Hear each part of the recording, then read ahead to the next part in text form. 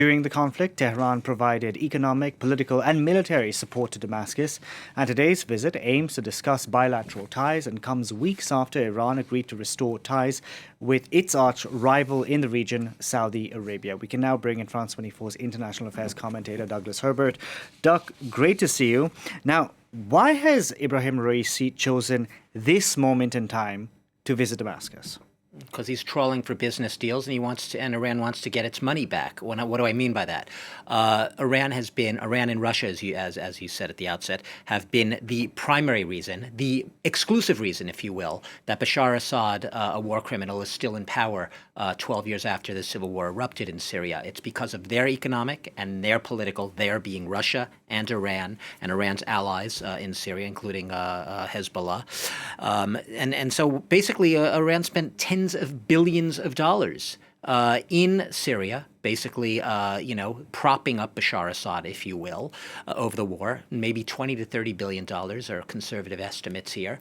And they are now looking to be first in line, or at least in a pole position, if you will, for the now rebuilding, the reconstruction of Syria, a country that has been absolutely devastated by a leader who is still in power. This is not a war where the man who started the war is gone and they now have to confront the task of rebuilding. It is a civil war, still in a sense ongoing. Bashar al-Assad has regained much of his country, control of almost all of it, save for a few enclaves, holdout enclaves in the northwest of the country. But other than that, thanks to Iran and Russia, he is back in control that he never really completely lost, but without them, he wouldn't have done it. It is no coincidence, Delano, that Raisi has arrived in Damascus with a formidable entourage, a delegation of oil and defense and telecommunications and foreign affairs officials.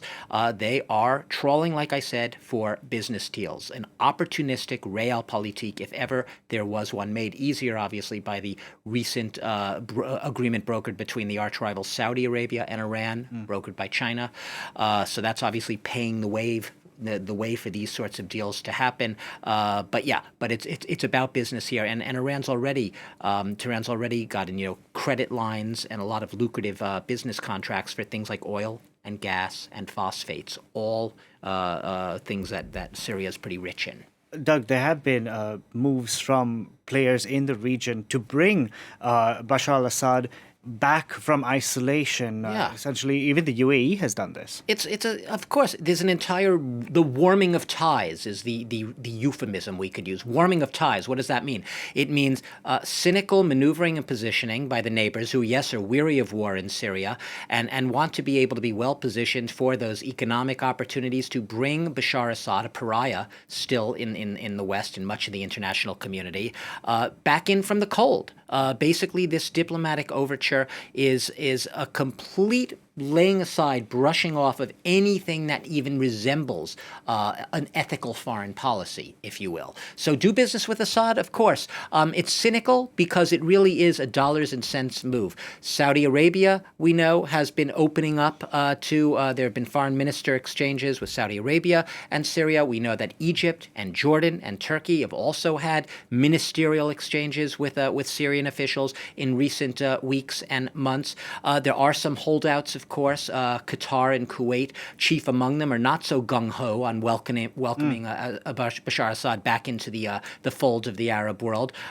He was kicked out of the Arab League, you'll remember, shortly after the civil war erupted. They have not been gung-ho on readmitting him into that group.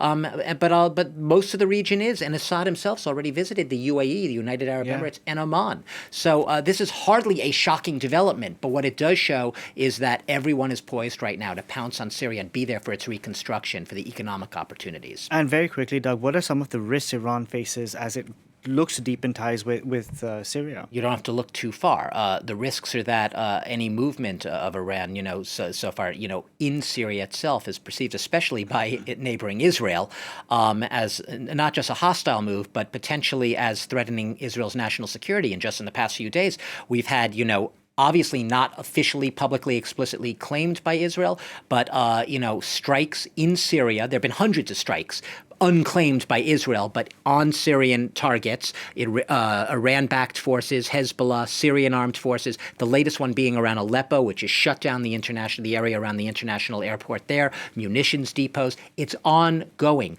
Any moves by Iran to try to enter through Iraq, its cargoes, its trucks potentially will come under fire or be put on fire. So it's a very treacherous route. It's a treacherous operation, but Iran's desperate. Since Donald Trump withdrew unilaterally from that Iran nuclear accord in 2018, Iran will take anything it could get, any market it can get to get its oil out, to sell some goods, and to make some money. Interesting times for the region. Thank you very much for that, Doug. Douglas Herbert there.